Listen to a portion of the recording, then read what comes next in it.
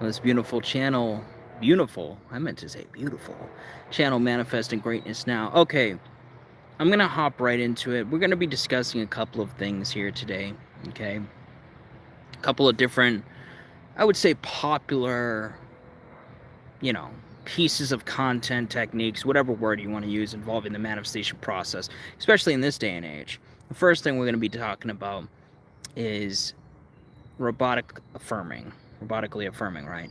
Now, if you're in the law of assumption community, you probably have heard of robotic affirming, right? Just mindlessly affirming some affirmations without feeling, without anything of that jazz, just mindlessly affirming, me and SP are happily married, me and SP are happily married, me and SP are happily married. Now, let's talk about the advantages and disadvantages of robotic affirming, okay? Let's start with the advantages because there's a lot more disadvantages than there are advantages. And just keep an open mind, okay? Because this is going to apply to you even if you're an individual that's been getting results from robotic affirming.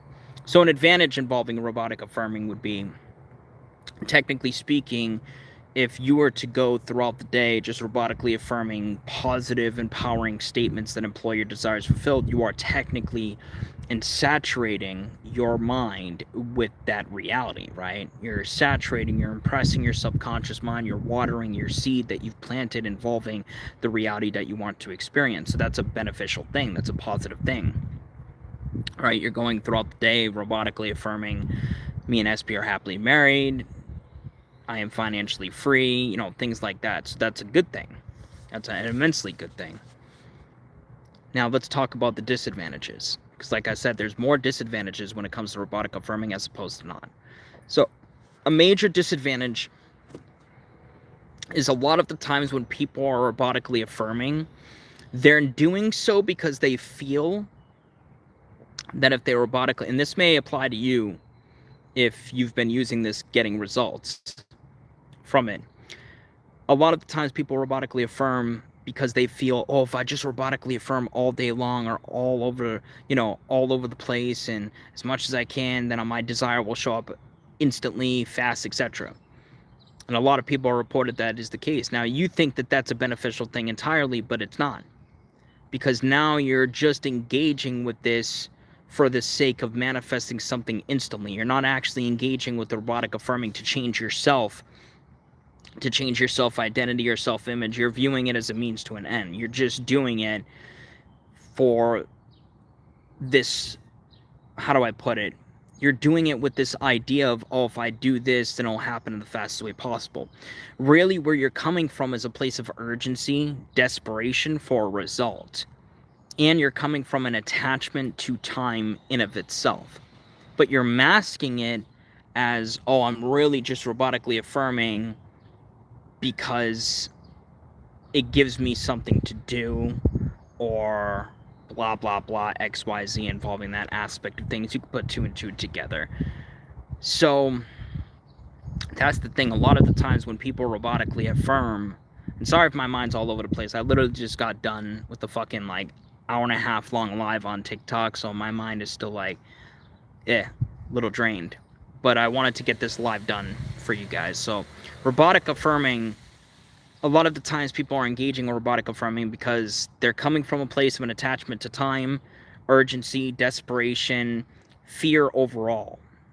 And a lot of the times when people are robotically affirming nonstop, they're really forcing something, okay? You're acting with force. You're attempting to force something into being, okay? And a lot of the times people are robotically affirming because they feel impatient, okay? But I guess the biggest thing is understanding where you're coming from involving what you're engaging with. Are you robotically affirming from a peaceful place, from a unconditional love-based space, from a place of certainty, wholeness, completeness, confidence? Because if you're robotically affirming from that place, then you're golden, okay? If you're robotically affirming from that place, you're 100% golden. But if you're robotically affirming from that other space, that space of, lack, fear, urgency, desperation. You may get a result. Here's the thing. You can get a result from coming from urgency, coming from fear. You can. Plenty of people are proof of this. But these people always end up still struggling, still getting triggered, reacting, etc. You don't want to be one of those types of people. So make sure if you're going to robotically affirm, you better make sure you're coming from the good, healthy side of it as opposed to not. Okay? Now, let's talk about 10K affirmations, right? Now, this is a major thing. I've been involved with the manifestation community for about, oh my God, what, 14 years since 2011, give or take? That math adds up, about 13 plus years. And I gotta tell you, I only came across the 10K aspect of things back in like 2020. I think 2020 is really where I came across, 10K affirmations, the whole challenge and whatnot. And basically what it is you affirm something 10,000 times. Right? You affirm something 10,000 times, as much as you can, as fast as possible. And then people would have this like app that would keep count of like how many affirmations they would be doing throughout the day and whatnot. Now, let's talk about the disadvantages and the advantages of it. Now, why am I discussing this? Because I feel like there's been a little bit of a resurgence of this aspect of things. Now, I was kind of hoping that this trend would die out completely. It was a huge trend back in like 2020, 2021, and even some in 2022. I was hoping that it would have died out, but apparently it hasn't. So what are the disadvantages and advantages of 10,000 affirmations, affirming something 10,000 times? The advantage involving, in a similar fashion to what I was discussing, involving robotic affirming, the advantage to affirming something 10,000 times is, technically speaking, you are saturating your subconscious with the reality that you'd like to experience. So if you were to affirm 10,000 times, I am the embodiment of success, me and SP are happily married, or I always make like $1,000 a day or some shit like that.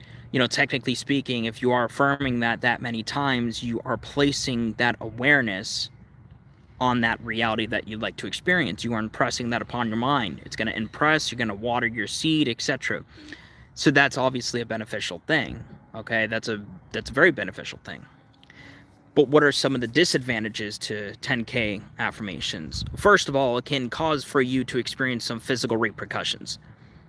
Literally, I've read stories, I've spoken to people in which they have professed to me, oh, I did 10,000 affirmations, I started getting headaches, eyeball headaches, my nose started to bleed, but I kept going. I was like, why?